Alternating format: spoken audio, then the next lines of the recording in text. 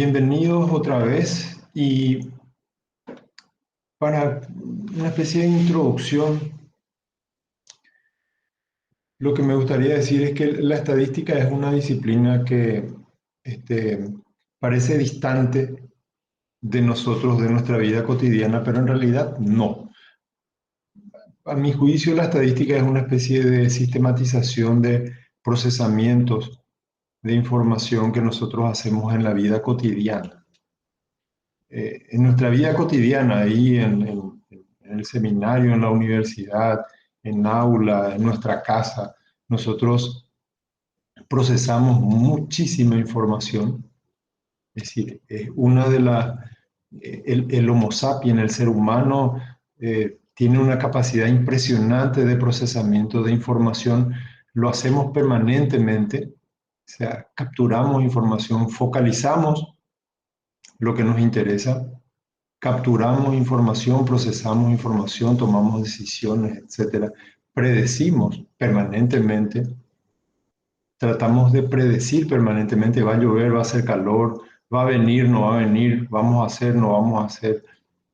Es decir, nuestra vida cotidiana está llena de estos fenómenos en donde capturamos información, procesamos información y sacamos conclusiones o inferimos a partir de la información que procesamos, ¿verdad? Esa es nuestra vida cotidiana. Y la estadística lo que intenta hacer es seguir nuestros pasos. Trata de copiarnos, de aprender de nosotros y de convertir eso en procedimientos sistematizados, digamos. De eso nomás se trata la estadística. Es decir, yo creo que abusando del término, todos somos estadísticos, en realidad. La estadística es una especie de disciplina que nos copia, es una copiona. ¿Qué copia? Y cómo nosotros manejamos la información, cómo procesamos la información. De eso se trata. Así que eh, yo creo que tenemos que hacer un proceso de comprensión hacia la estadística. No le tenemos que tener miedo. Eh, y en general los miedos tienen que ver con posiblemente déficits en nuestros procesos de enseñanza-aprendizaje, más que con la materia misma, ¿verdad? En fin, tenemos entonces en estos recursos sistematizados, convertidos en procesos, convertidos en métodos que nos ayudan a tratar la información, ¿verdad? Eh, Como ya estábamos diciendo y como estaba diciendo la profe, es decir, en general los cientistas y también los profesionales necesitamos de la estadística porque hacemos evaluación, porque hacemos investigación y si no, por lo menos accedemos, leemos información y es importante saber leer la información. A veces los estudiantes se preguntan, ¿para qué yo quiero esto? ¿Para qué yo no voy a hacer investigación? Yo no voy a hacer evaluación, qué sé yo. Y en realidad, para estar al día, para poder leer críticamente información, necesitamos entender lo que leemos. Y si no entendemos estadística, entonces somos como que mansos corderos para la información que va y viene y en donde sistemas no especializados de repente saben más que nosotros que somos especialistas. ¿A qué me refiero? A esto de inteligencia artificial. Es decir, Google, por ejemplo, está en mejores condiciones a veces de hacer un diagnóstico psicológico, un diagnóstico clínico en medicina o procesar mejor cualquier otra información y no necesariamente son especialistas. Incluso hay estudios en donde, investigaciones en donde se muestran que estos sistemas de inteligencia artificial son mejores diagnosticadores que un médico especialista, por ejemplo, o que un psicólogo, ¿verdad? Entonces, eh, eso simplemente significa que están aprovechando los recursos que nosotros les estamos proveyendo. Así que tenemos que hacernos de estas herramientas eh, y poder leer, capturar información que nosotros después seguramente por los roles que ustedes tienen vamos a volcar hacia nuestros educandos. Lo que Lo que también es importante decir es que la estadística finalmente va a tener sentido con la sabiduría que ustedes tienen en sus respectivas áreas.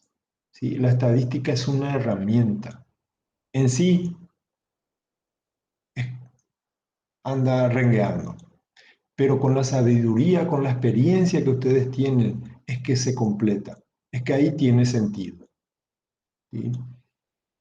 Yo solía decir en las famosas primeras clases de estadísticas, cuando intentan eh, enseñarnos probabilidades y demás, y qué sé yo, y me acuerdo casi como si fuera hoy eh, los ejemplos de las moneditas. Si lanzo una moneda al aire y no sé qué, y en el interior nosotros nos preguntábamos qué tiene que ver con el comportamiento humano, una moneda que gira en el aire y cae cara o cruz. O sea, porque los ejemplos que nos ponían eran desarraigados de nuestras áreas de interés.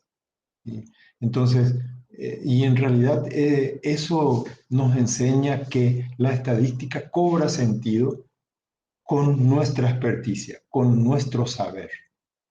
¿Sí? Entonces tiene sentido, entonces se completa, digamos, ¿verdad? Eh, Ahora, vamos a comenzar con algo. Quiero un pequeño comprendido si es que ahora hago una ampliación, una presentación de pantalla completa, si es que se puede leer, se puede acceder visualmente a la información que estoy presentando. Sí, profe. Ok, me quedo tranquilo entonces. Eh, Vamos a comenzar con hacer una especie de repaso.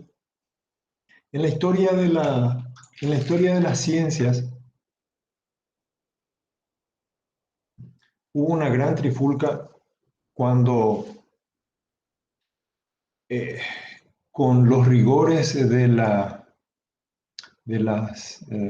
del tratamiento de la información en física, química, matemáticas, etcétera, se discutía el estatus de científicos de las ciencias llamadas sociales o ciencias del comportamiento. Y hubo un gran lío en esa época y evidentemente la sentencia final era que las ciencias llamadas sociales no podían adaptarse a las exigencias de los procesamientos matemáticos, ¿verdad? Y entonces se comenzaron a generar alternativas para poder acceder a la matematización, digamos, de la información como un recurso para el procesamiento de la información. Y uno de esos desarrollos tiene que ver con la concepción de niveles diferentes de registro y medición de los fenómenos. ¿Sí? Eh, y entonces tenemos esta clasificación bastante útil para nosotros, sobre todo. Finalmente, esto también es útil para las ciencias en general, no solamente para las ciencias llamadas sociales o las ciencias que algunos despectivamente dicen ciencias blandas, ¿verdad? Eh, entonces, ¿cuáles son esos tipos de datos que tenemos que repasar ahora? Una clasificación que diferencia cuatro niveles de registro y medición de cualquier variable. Vamos a repasar por si estén así un poco fuera de forma en relación a algunos conceptos. Vamos a repasar diciendo que lo que nosotros en investigación, a lo que prestamos mucha atención es a lo invariante y lo variante, ¿sí? Es decir, ¿qué estudia la ciencia? Cuando los epistemólogos se preguntan, dicen, y bueno, lo que estudian son las variantes, es decir, lo que varía, ¿verdad? Lo que cambia. Eh, y por ahí algún filósofo nos ponía en aprietos porque decía, en realidad, si todo cambia, no es posible conocer, todo fluye permanentemente, todo es dinámico, entonces no es posible conocer. Si no es posible conocer, nos vamos todos a nuestra casa, que estamos haciendo un sábado como hoy, tratando de conocer, si no es posible conocer. ¿Y por qué no es posible conocer? Le preguntábamos al filósofo, porque todo fluye permanentemente. Lo que ahora es, después ya no es. Y si lo que ahora es, después ya no es, quiere decir que no puedo saber. ¿Se acuerdan de este filósofo? Decía, no bebemos agua dos veces de un mismo río. Porque cuando yo tomo agua en este momento del río y después vuelvo a meter mi vaso en el mismo río, ya no es el mismo río porque ya se fue, decía, ¿verdad? Por lo tanto, no es posible conocer. Eso tranquilizó a muchos porque decimos, bueno, ya, ¿qué estamos haciendo? Si no es posible conocer, vamos a nuestra casa. Ah, aquí Edgar, que habrá estudiado mucho filosofía, sabe de esto. Es decir, vamos a dedicarnos nomás ya a la ataraxia, a la imperturbabilidad del alma, ¿verdad? ¿Para qué vamos a preocuparnos? Ya. En fin, pero ¿qué es lo que, sin embargo, nos retiene a nosotros que nos metimos en este problema de plantear de que sí es posible el conocimiento? Porque cuando el agua fluye, y sí es un río distinto porque corre el río permanentemente, así como todos los fenómenos van cambiando, son dinámicos, evolucionan. Sin embargo, parece que hay algo en este río que es invariante y es posiblemente el H2O. Es decir, nuestro río Paraguay tiene fundamentalmente H2O y después más o menos coliformes fecales, pero en fin, fundamentalmente tiene H2O o esencialmente. Esa es la invariante. Entonces finalmente decimos, a la ciencia le interesan mucho las invariantes y las variantes. Por lo tanto, vamos al siguiente concepto. Si lo que varía, ¿cómo le vamos a llamar? Variables. Y nosotros en investigación científica estudiamos las variables y le ponemos alguna clasificación. Por ejemplo, nos es muy útil siempre copiando, emulando al ser humano en la vida cotidiana. Repito, la metodología de la investigación, la ciencia en general, presta mucha atención a los procesos del ser humano y los trata de perfeccionar y eso se llama método. Pero no hay nada raro, ¿sí? Entonces, ¿qué es lo que hacemos en ciencia cuando, en metodología, cuando tratamos de sistematizar? Decimos, hay distintos tipos de variables. Por ejemplo, hay unas variables que las vamos a llamar independientes y son aquellas variables que influyen sobre otra variable que la vamos a llamar dependiente. ¿Sí? Entonces tenemos la primera clasificación, variables dependientes y variables independientes. La variable independiente también dicen algunos investigadores, sobre todo de los métodos experimentales o cuasi experimentales, la variable independiente es la variable que puede manipular el investigador. ¿Sí? Si yo digo que la mateína, ¿sí?, es mi variable independiente, ¿sí?, yo estoy tomando tereré. Tereré tiene yerba mate, la yerba mate tiene mateína, la mateína es una metilsantina que es un estimulante suave del sistema nervioso. Si yo digo la mateína, cuando yo tomo, aumenta mi atención, la mateína es la variable independiente, porque influye en una variable que se llama dependiente. Es mi atención. Si yo tomo, uso huevo como ejemplo para tomar mi tereré si se dieron cuenta, ¿verdad? Si yo tomo mateína y aumenta mi atención, quiere decir que esta es una variable independiente que influye sobre la variable dependiente. ¿Por qué se llama dependiente? Porque depende de los efectos que produce la variable independiente. Entonces ya tenemos esto en nuestro lenguaje y esto es fundamental. Así nosotros, pero, bueno, entonces tenemos que estudiar esto porque esto es algo nuevo, falso. Nosotros andamos por la vida buscando variables independientes, manipulando variables independientes y registrando variables dependientes. Por la vida. Yo sé que aquí algunos de ustedes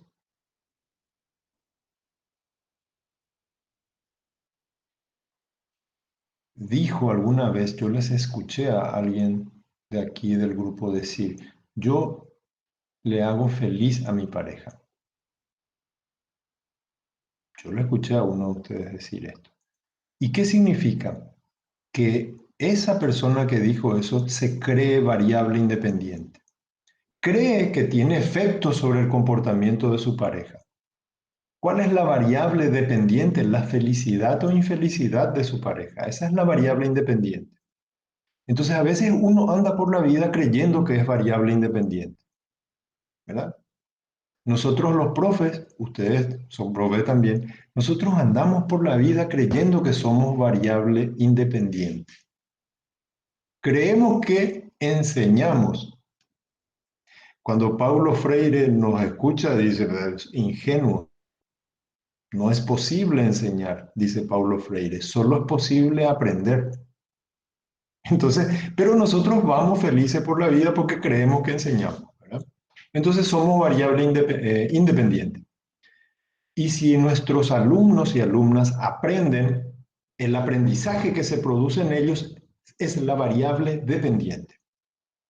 Esto nos lleva a la necesidad de incluir otro tipo de variable. Porque cuando yo dije,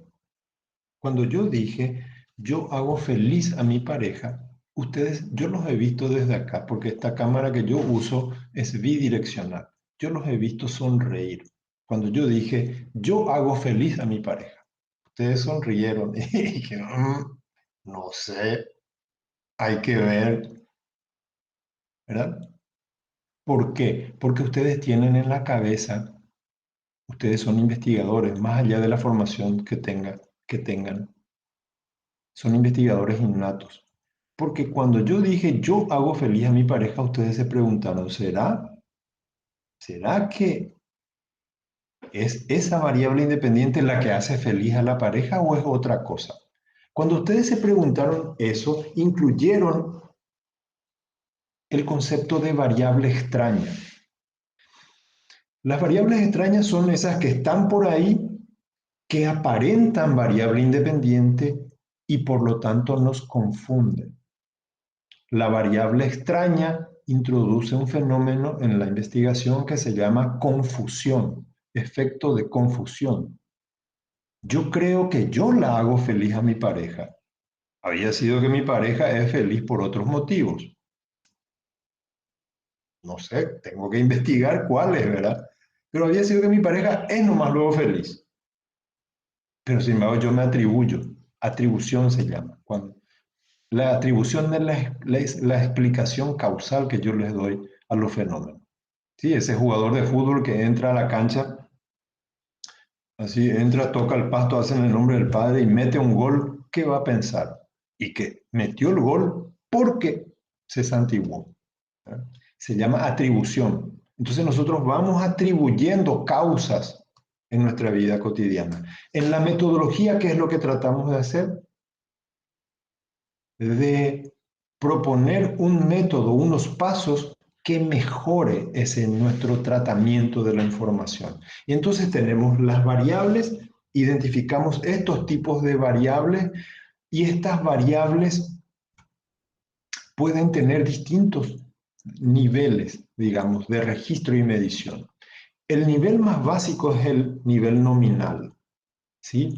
Nominal porque se llama así porque en realidad yo le pongo un nombre, le doy una cédula de identidad y lo que puede hacer esa variable con su cédula de identidad es diferenciarse de otra, simplemente. ¿Sí? Entonces, por ejemplo, la variable sexo tiene un nivel nominal. Sirve para diferenciar hombre, mujer. Bueno, ahora eso está un poco más complicado, pero digamos, básicamente, para ser didácticos, hombre, mujer. diferencio una categoría de otra.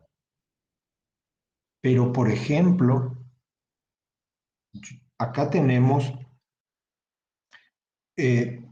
acá está Edgar, que es hombre, le voy a poner el número, lo voy a representar con el número 1. Mercedes es mujer y la voy a representar con el número 2. Leticia es mujer, la voy a representar con el número 2. Y Carolina es mujer, la voy a representar con el número 2. Los números son esos nomás. ¿Sí? Son representaciones de la realidad, no son la realidad. Las palabras son representaciones de la realidad, no son la realidad. Y la representación, la denominación es convencional. ¿Sí? Es decir, es una convención, es ponerse de acuerdo. Yo le llamo a esto guampa. Y usted me dice, no, no, guampa se le llama al codo del toro, al asta de la vaca o del toro que se convierte en un... Este no es, realmente es una guampa, este no es una guampa propiamente, qué sé yo, y estamos, pero nos ponemos de acuerdo y esto es, entonces una palabra representa la realidad, mas no es la realidad. Los números la misma cosa, yo digo masculino 1, femenino 2. Y yo sé que acá, Edgar, te voy a contar una cosa. Aquí hay 3 mujeres y están pensando, te voy a contar solamente a vos, ellas están pensando por qué el hombre el 1 y la mujer el 2, así tipo, el segundo lugar. Es lo que están pensando ellas. Cuando las mujeres piensan esto y después algunas me cuestionan, me dicen, profesor, por qué uno ya rara, el hombre número 1 ya rara, ¿verdad? ¿Y por qué la mujer es el segundo? Ya, ¿por qué? Eso es discriminación, me dicen. Entonces yo les cuento la verdad. Y la verdad es que la mujer es 2 porque vale más, porque vale el doble. Por eso. Entonces tiene el 2. Pero digo, más allá de esto, es convencional, es un ponerse de acuerdo. Al tipo que inventó, que propuso el número 0, lo lincharon, casi lo expulsaron. Ahí, Mercedes tiene una asociación de matemáticos del mundo y le echaron de la asociación porque dijo, yo propongo el número 0. ¿Y qué es el número 0? Es ausencia de cantidad. Dijo, casi lo mataron, ¿verdad? Pero al final se dieron cuenta de la utilidad del 0 y se incluyó en los numerales, ¿verdad? Es una convención. Entonces, cuando yo digo, voy a nominar una variable, le voy a poner un nombre, me es muy interesante porque puedo diferenciar una cosa de otra, pero es un nivel. Por ejemplo, acuérdense que yo estaba haciendo Edgar, el número 1, yo también me voy a poner 1, entonces tengo, a ver, Edgar 1, José 1, Leticia 2. Ahora, examen parcial. Calcula. Dice, tema 1, calcula. Dice, suma los valores de la variable sexo y halla el promedio. Ese es el problema, tema 1. Entonces, ¿qué es lo que yo hago? Como convencionalmente le pusimos masculino 1, femenino 2, entonces, ¿qué es lo que tengo? 1 más 1, ¿verdad? Porque Edgar es 1, yo soy 1, Mercedes es 2, Leticia, Carolina 2. ¿Qué es lo que hago? Dice, suma los valores de la variable sexo y halla el promedio. Entonces yo sumo esto, 1 más 1, 2, 4, 6, 8. 8 dividido 1, 2, 3, 4, 5. Estamos 8 dividido 5. Entonces yo hallo 8 dividido 5 y ese es el promedio. Y entonces salta Mercedes y me dice, perdón, profesor, no se puede hacer promedio de las variables nominales. Porque las variables nominales no se pueden sumar. Ah, cierto, cierto. Las variables nominales simplemente sirven para diferenciar. Dan información, pero limitada. Solamente sirve para diferenciar una categoría de otra, más tiene limitaciones en sus propiedades matemáticas. No se puede sumar. Ah, bueno, estamos bien. Gracias, profe. Gracias, profe. Ahora vamos entonces al siguiente nivel. El nivel ordinal de las variables es cuando, es cuando ya te dan información no solamente sobre la diferencia entre una variable y otra, sino ya dan la posibilidad de ordenar, de jerarquizar las variables. Ejemplo, las puntuaciones de un examen. ¿Sí? Vamos a dar un examen sobre estadística aplicada y aquí en primer lugar ya Mercedes tiene 5. ¿Sí? Ella nos va a enseñar matemáticas, ella tiene 5. Después, en último lugar, estoy yo, José Britos. Tengo 2 raspando para hacer 2. Sí, tengo una calificación. Ya es un nivel ordinal porque está claro que hay una jerarquía. Mercedes sabe más que yo. ¿Sí? Yo estoy acá. No solamente me distingue de Mercedes, sino ya da un orden, me da más información. Ese es otro tipo de datos, otros tipos de variables, digamos, ¿verdad? Hasta aquí, con estos dos tipos de variables, nivel nominal de medición y nominal y ordinal, algunos autores le llaman también variables cualitativas. ¿Sí? Algunos le llaman a estos dos niveles variables cualitativas. Y al siguiente, que es el nivel intervalar, a partir de ahí recién dice que denominan como variables cuantitativas propiamente, porque se pueden hacer operaciones más complicadas que con las dos primeras. Si yo les tomo un test de inteligencia ahora, no, un test sobre conocimientos de estadística, ¿sí? Un test les tomo de 10 ítems y José Brito sale que tiene 0. En una puntuación hay 10 ítems, cada ítem vale 10 puntos, ¿verdad? Entonces yo no tuve ni un solo punto. Entonces tengo 0. ¿Sí? Si este procedimiento yo ejecuto, estoy en un nivel intervalar de medición. ¿Sí? ¿Qué quiere decir eso? Fundamentalmente que me da mucha información, me da el orden, o sea, me distingue de ustedes, me pone en un orden determinado, pero también tiene cualidades, tiene posibilidades de que yo sume esto a alguna otra variable también cuantitativa. ¿Cuál es la limitación que tiene el nivel intervalar? Sin embargo, que no hay un cero absoluto. Que yo haya sacado 0 en el test de estadística no quiere decir que mi conocimiento sea 0. ¿Sí? El 0 es una convención. El 0 es porque se le ocurrió al que hizo el examen que si no sabe estos 10 ítems, su puntuación es 0, pero el 0 es inventado. El nivel que tiene un 0 absoluto realmente entre las variables se llama nivel de razón. ¿Sí? Y el ejemplo más claro es el de la edad, en donde sí hay un 0 absoluto. El 0 no está inventado. ¿Sí? Una persona que tiene 0 años quiere decir que no nació, tiene 0. Si estamos midiendo la edad en meses, en días o en años, 0 es que todavía no nació, por lo tanto sí existe el 0. El nivel de razón es el que permite todas las operaciones matemáticas, todas las estadísticas que ustedes puedan pensar.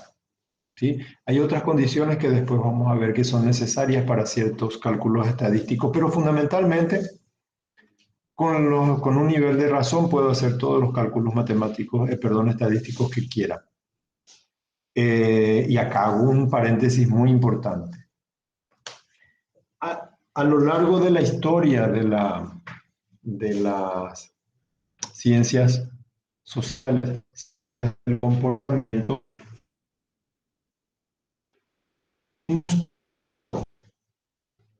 el nivel de medición intervalar como si fuera de razón. Es decir, fuimos atrevidos e hicimos cálculos estadísticos pensados para el nivel de razón teniendo nivel intervalar. Atrevidos fuimos los cientistas sociales. Lo bueno es que después de ser atrevidos a lo largo de la historia, que nos dimos cuenta mediante la investigación metodológica. ¿Qué quiere decir la investigación metodológica? La investigación científica investigando el método científico, es decir, el método científico aplicado a sí mismo. La investigación metodológica, la investigación científica nos muestra que sí tiene sentido y que sí vamos pillando regularidades, utilizando variables intervalares con procedimientos estadísticos pensados para variables de razón. Yo sé que esto puede ser medio abstracto, medio denso, ¿verdad? Difícil de atender, pero tranquilos. Van a ver que esta es una cuestión muy básica y con los ejemplos que vamos a ir ejecutando vamos a rápidamente dilucidar las dudas. Sobre todo porque quiero y la cantidad de personas que estamos permite, interrumpan, no hay ningún problema, vamos a volver, no tenemos que pasar sin entender, esa es una cuestión que yo aprendí en general, acá la profe nos va a corroborar eso, Mercedes nos va a decir, si no entendés algo no vaya a pasar al siguiente. Y si alguien es tipo, si alguien tiene algo que decir, hable ahora o calle para siempre. No, calle para siempre no existe acá, pero digo, no duden. Es decir, para eso estamos. Vamos a quedarnos hasta que se entienda. Porque lo otro, yo estaba haciendo un doctorado con una universidad española y el primer día de clase el profe dijo, esta semana vamos a dedicarnos a repasar. La materia se llamaba test adaptativos informatizados. Y la primera semana dijo, vamos a repasar esta semana la teoría de respuesta al ítem, que se usa mucho en educación y en psicología en general. Vamos a repasar, en general la teoría de respuesta al ítem está muy poco conocido todavía en nuestro país, ni siquiera se enseña en las universidades incluso, porque la que funciona es la teoría clásica de los tests, y todos los tests y la lógica en las pruebas, en la elaboración de test de rendimiento, están hechos con la teoría clásica de los test. La teoría de respuesta al ítem es una teoría con una fuerte base matemática, y dijo el profe esta semana primera vamos a dar un repaso rápido de teoría de respuesta al ítem y no sé qué. Yo me fui a estudiar, entonces me puse a estudiar teoría de respuesta al ítem y no entendía ni atrás ni adelante. Porque había sido que tenía que entender alguna cuestión matemática primero. Y por supuesto, ya pasó la semana y yo todavía no entendía. Y a todos los colegas y a todos los profesionales que yo recurrí acá en Paraguay, porque era una maestría que tenía ese módulo a distancia, una universidad europea, todos los profes no sabían. Nadie sabía, nadie sabía, nadie. Ya frustrado yo iba a abandonar la materia y tenía un amigo, un conocido que estudió ingeniería en Australia y él vino de Australia con 2 títulos de ingeniería. Y los que estudian ingeniería tienen una fuerte base en matemática. Y le mostré y me dijo, miró así, digo, sí, esto es no sé qué cosa, ¿verdad? Y después trató por supuesto ya pasó todo el año, yo no tomé, perdí el año mientras yo trataba de entender matemática. Y a esto voy. Yo cuando eso que era un enjambre, parecía un enjambre de avispas los cálculos que estaban detrás de la teoría de respuesta al ítem. Yo le miraba a mi amigo y le decía, ¿cómo vos tenés una inteligencia superior? Vos sos un tipo extraterrestre para poder entender este enjambre de fórmulas, números, símbolos.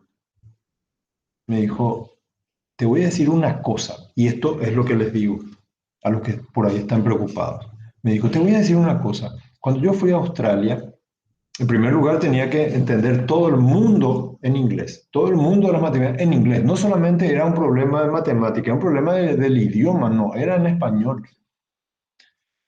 Y en las universidades serias en general, cuando uno ingresa a la universidad ya tiene un tutor, ¿verdad? Un tutor designado. Y el tutor está ahí para los problemas académicos, también para algunos problemas personales. Y después de unos meses, yo decía, porque no entendía nada de la matemática que se daba ahí, y le dije a mi tutor, yo no lo voy a lograr, yo no entiendo esto. Y conste que estoy 20 horas por día tratando de entender esto. Y el tutor le dijo a este amigo, esto es matemática y vos tenés que estudiar una vez y no vas a entender. Y después entonces tenés que estudiar dos veces y no vas a entender. Pero tenés que seguir nomás estudiando. O sea, seguir repasando lo mismo, repasando lo mismo. Allá por la vez número 20 vas a entender. Así nomás es. Así nomás es. Le dijo una universidad australiana. Entonces me dijo lo mismo. Esto que yo miro acá, esto es tal cosa, es porque yo ya estudié. Para entender, estudié, repasé 20 veces, pero de eso nomás se trata. Me dijo. Entonces, no sé si me consoló nomás. A lo que voy es, eso nomás es.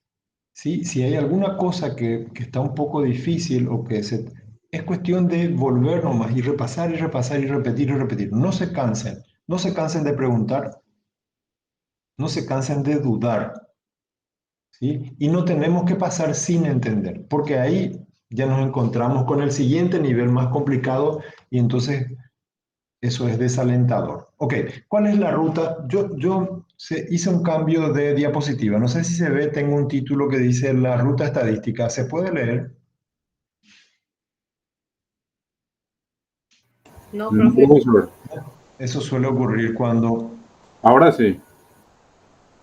sí, No, cuando estamos viendo tu escritorio, profe. Ahí, eh, eso suele ocurrir ahí cuando, está, ya vemos, profe. ok, pero Puedes apretar, quiero maximizar, sí. si se sigue viendo ahora, ¿verdad? Esta es la ruta que nosotros vamos a hacer juntos, ¿sí? Esta es la ruta de esta materia. Vamos a hacer análisis exploratorio. ¿Sí? Exploratorio, eso es, ustedes entraron hoy, la primera que entró es Carolina. Carolina entró, yo la estaba observando, miró así, miró qué es lo que había y qué sé yo. Eso nomás es el análisis exploratorio, ¿sí? Y es lo primero que hay que hacer cuando uno tiene un conjunto de datos. Después del análisis exploratorio, el siguiente nivel que vamos a ver es el análisis descriptivo. Esto es fácil y ustedes lo hicieron hoy.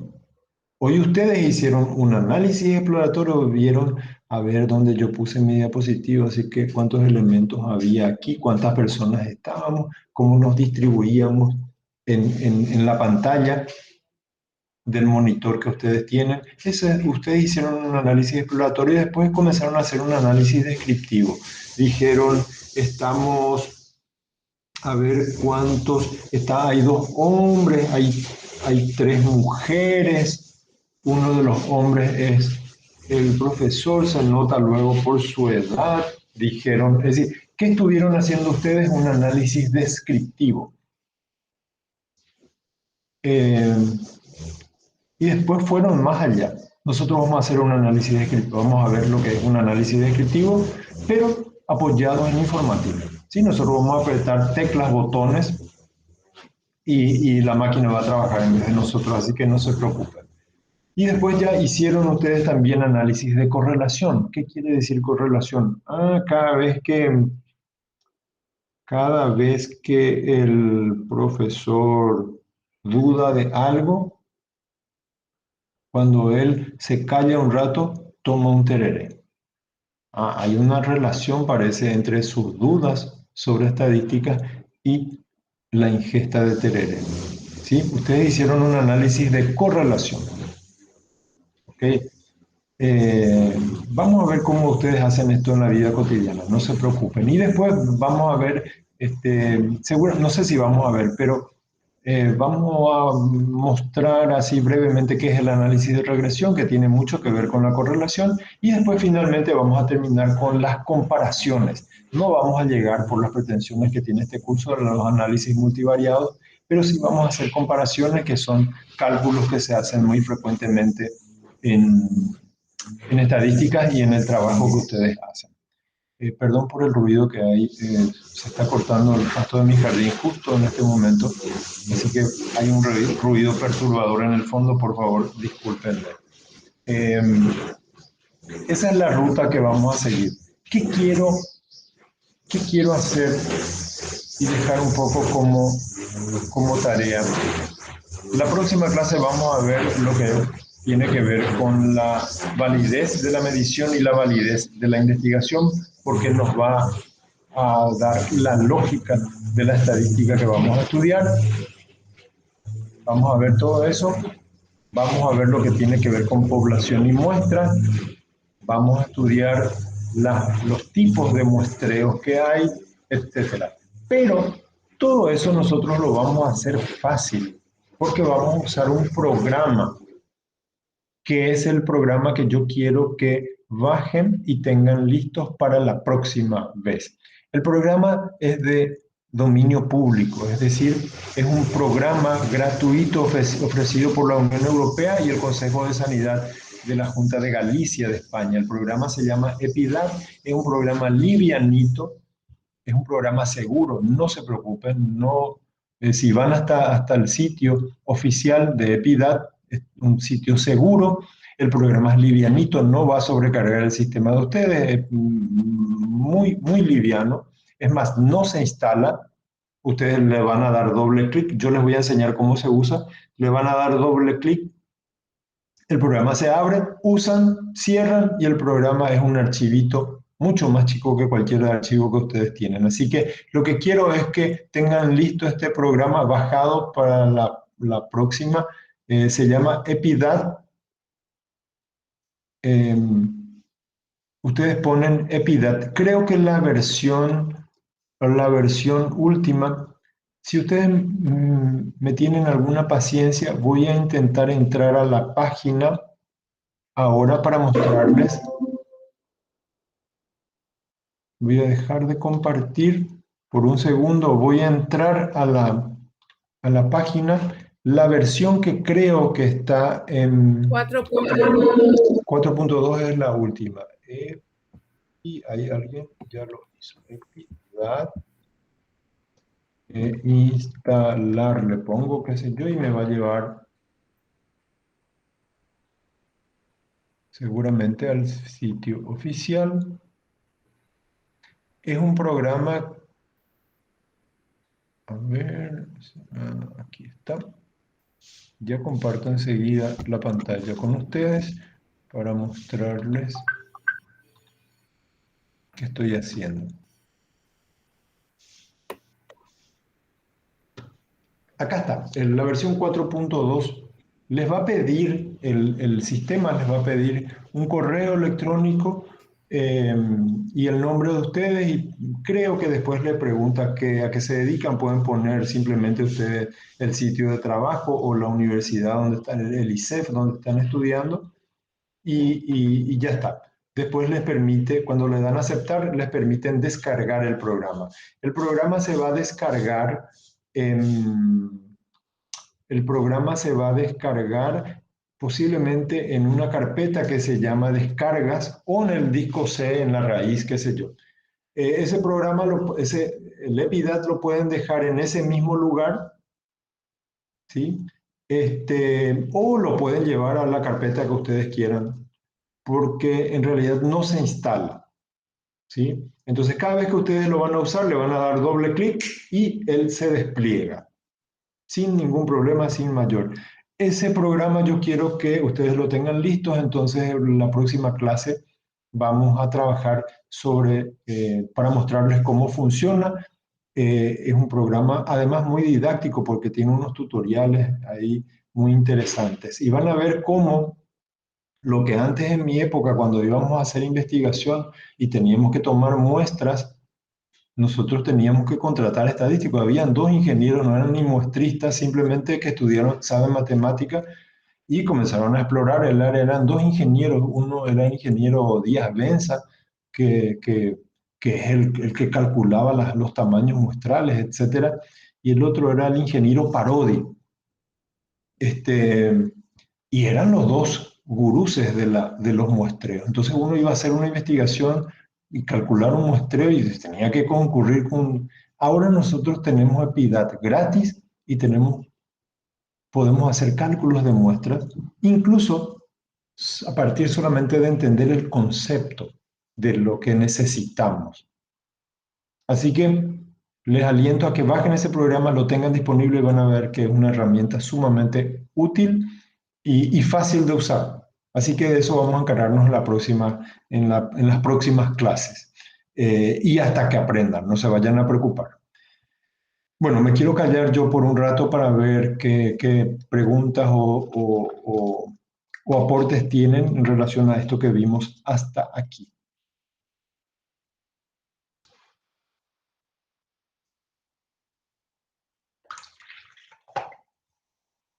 Si no se me durmieron.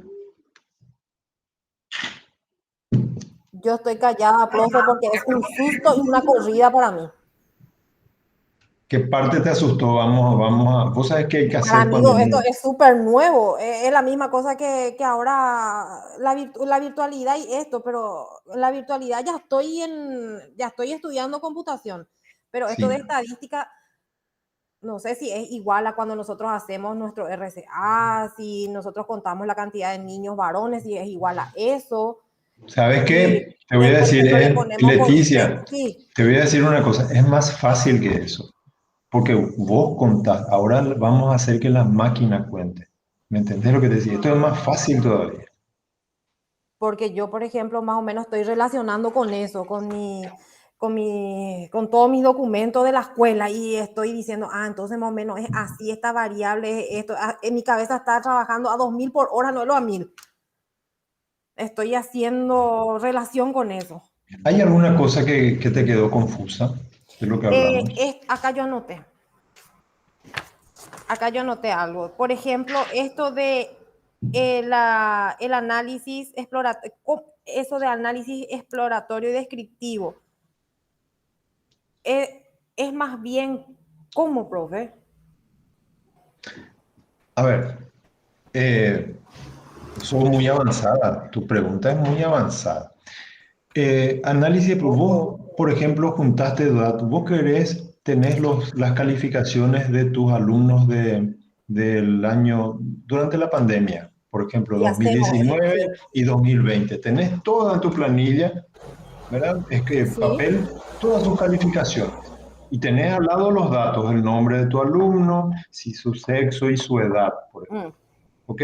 Entonces, si eso vos cargas en una planilla Excel, por ejemplo, que a lo mejor No, a conoces, mano yo voy a cargar. sí, pero digo, eso que tenés a mano, puedes cargar en una planilla que se llama Excel, que vamos a ver cómo funciona.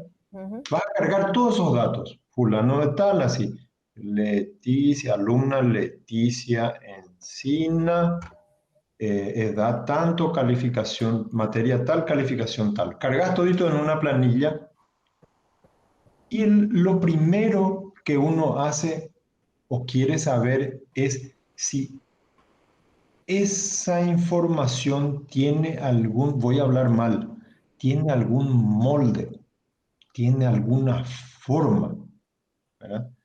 Por ejemplo, ¿cuál sería una forma que toditos tus alumnos tengan 5? Disculpe, Ese profesor. sería, sí, Yo quiero pedirte un ratito de permiso. Viste que yo vivo solo, entonces tengo que gestionar. Me está trayendo un folleto, un amigo a 2 cuadras de acá y quiero irme un ratito, profesor, si por ahí.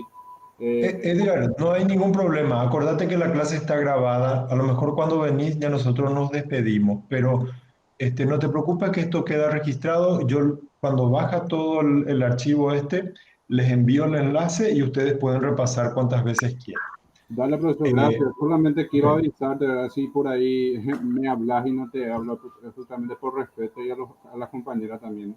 Vengo un ratito, anda, dejo así entonces. anda tranquilo nomás. Eh, Si, por ejemplo, todos tus alumnos, te diste cuenta, años 2019 y 2020, toditos tienen 5, eso quiere decir que tienen un molde. Eso vos vas a pillar en el análisis exploratorio, tienen una forma. Sin embargo, pueden tener otra forma, otro molde, digamos. Vamos a suponer que eh, algunos tienen 1, otros tienen 0 porque había sido que les pillaste copiando, y otros tienen 2 y otros tienen, hay muchos 3 y hay muchos 4. Es decir, eso está en nuestro lenguaje cotidiano y Sarambí está desparramado, ¿verdad? Ese es otro molde. Con el análisis exploratorio, vos querés saber eso. Si se agrupan o se dispersan, por ejemplo. ¿Por qué? Porque con ese dato vas a poder elegir los estadísticos que vas a usar después. Para Ah, eso ya, ya. sirve. Como decía, antes decíamos, los ómnibus, hasta ahora parece, pero antes los ómnibus los micros eran en muy malas condiciones estaban, ¿verdad? Y yo me Están, acuerdo, sí. hasta ahora, ¿verdad? Bueno, pero lo que sí, antes eran peores porque los caminos además eran muy feos. Y entonces uno miraba un micro que venía allá lejos y de tan desastre que estaba el micro, nosotros decíamos, Dereikuai o Upatea o Jo, ¿verdad? O sea, no sabes si viene o se va de tan, ¿verdad? Bueno, cuando uno tiene unos datos, al principio uno no sabe si viene o se va, ¿verdad? Si tiene molde o no. Entonces el análisis exploratorio nos da eso, el molde que tiene, la forma que tiene, porque eso nos va a dar pie a elegir qué podemos hacer con ellos. Para eso nomás está el análisis exploratorio. A ver, ahora Mercedes que me está mirando mal porque yo hablo así, yo le voy a decir, entonces eso quiere decir, en el análisis exploratorio en realidad se contrastan los supuestos de homoscedasticidad y de normalidad para elegir estadísticos paramétricos o no paramétricos. Eso yo le digo a Mercedes nomás, Profe, usted no, tranquilo, hablar ella, lo más sencillo posible, no se ella me preocupe. mira Cristo mal, santo, profesor. Yo soy ella me profesora de mira, primaria, nomás cuarto, sí, quinto, sexto y no, ahora segundo grado. Mercedes me mira mal, yo digo, No, no se ahí ocúpate preocupe, ojo, le profe. digo, y me dice, ¿qué es lo que es? Eso dice en su cabeza. No, no te Entonces, preocupes. Hablar lo más sencillo, no sin problema. bueno, ¿alguna otra duda?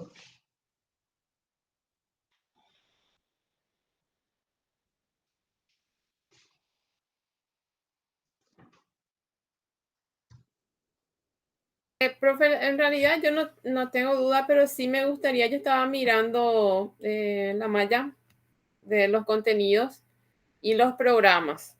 Y no sé si vamos a llegar a ese SPSS.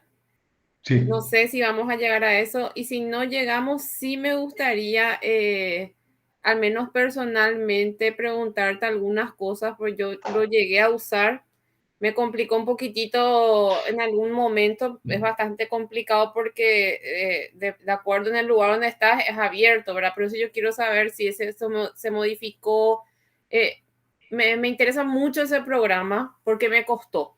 Entonces, personalmente sí te voy a estar, si no llegamos a eso, te voy a estar hinchando como para que me aclares todas las dudas que tenga y de que yo pueda utilizar ese programa fácil, ¿verdad? Porque me gustaría implementar eso en algún momento, ya un poco más avanzado en el tema. Entonces te voy a aprovechar en eso, profe José. No hay ningún problema. Además, yo diría para los que no conocen el SPSS, es al revés, pierdan el miedo porque es el programa que facilita todo. Si ustedes manejaron Excel alguna vez, Excel, si ustedes manejaron alguna cosa muy básica para hacer con Excel, se van a dar cuenta que el SPSS es una maravilla. Porque en el Excel uno tiene que arreglar los datos, tocar la base, qué sé yo. Con el SPSS uno en el menú le pide, si quiero este y hace. Es decir, es mucho más amigable. Es bastante amigable el programa, pero lo que a mí me costó, profe, es hacer, por ejemplo, contar lo que sucedió con los datos. Ahí yo me tranqué Ah, muchísimo. Me no tranqué se preocupen. bastante y ahora, por ejemplo, yo no sé manejar, me olvidé, porque justamente aprendí solamente para presentar mi trabajo de grado, pero ahora yo quiero volver a usar eso y quiero saber esa parte donde me costó, ¿verdad? Entonces, paralelamente al curso, a mí me gustaría, profe, que me ayudes con eso. A eso se refería estadística sin matemáticas, porque nosotros no vamos a hacer los cálculos, vamos a dejar eso a cargo de los programas y nosotros vamos a interpretar los datos. Sí, que es como uno funciona en la vida de nosotros, ¿verdad? En la vida real, ya sea haciendo evaluación, investigación o incluso ejercicio profesional. Así que no hay problema. ¿Alguna duda más? ¿Alguna sugerencia? Ya nos estamos despidiendo. Esto no tiene que ser largo porque Pucú y Canema. Yo ninguna duda, profe. ¿Alguien no habla guaraní? Porque hablo guaraní de repente y no sé, aquí algunos me miran mal. Más paraguayo que la mandioca, profesor. Si no ¿En hablamos serio? guaraní, ¿qué nos Carol, pasa a nosotros? vos tenés pinta medio de... De bruja, eu- sí. Qué No, bien, no, profe. De bruja, sí. sí, Eso sí sí. acepto. No, eso es natural. Yo me Sí, refiero no, a...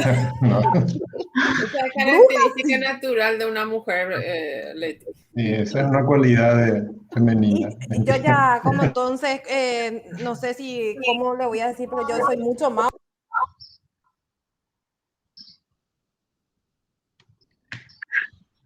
Yo sin problema, yo soy del interior luego, profe. Bueno.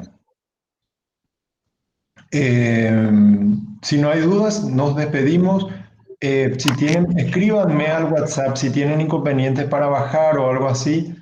Profe, Lo que puede, algunas computadoras les puede pedir que bajen, que instalen otro programa gratuito que creo que es Acrobat, no me acuerdo qué es.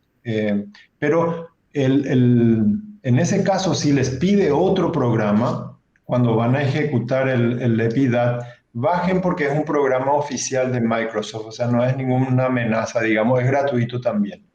Pero esa es la complicación. Si tienen algún problema, avísenme nomás por el WhatsApp y en algún momento vamos a solucionar eso. profe José, nosotros no vamos a tener Classroom. A mí no me dije, yo tengo mi aula, pero es de la universidad. Yo no sé si el ISEF si tiene también, podemos usar y cargar ahí materiales. Voy a preguntarle a la profe. O ustedes saben que sí hay. No, cada profesor crea, profe. Pero digo, el ISEF tiene pagado el dominio, No, no, no, no sé, esa parte no sé, pero pasa que si no, cada profe crea, nos manda el código a la clase de Classroom de cada materia. pasa que si la institución no tiene el dominio oficial, el Classroom presenta muchas limitaciones, ¿verdad? O sea, hay cosas que no se pueden hacer. Eh, voy a averiguar, ¿sí? Por ejemplo, no se puede, o sea, un profesor no podría hacer eso, por ejemplo, porque Google quiere cobrar y qué sé yo, entonces estamos medio ilegales cuando...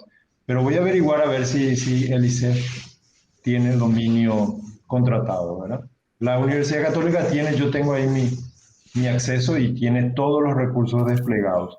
Creo nomás que yo no podría usar con otra institución, pero voy a averiguar con la profe Ada. Si no, vamos a manejarnos con Drive o otros recursos, ¿verdad?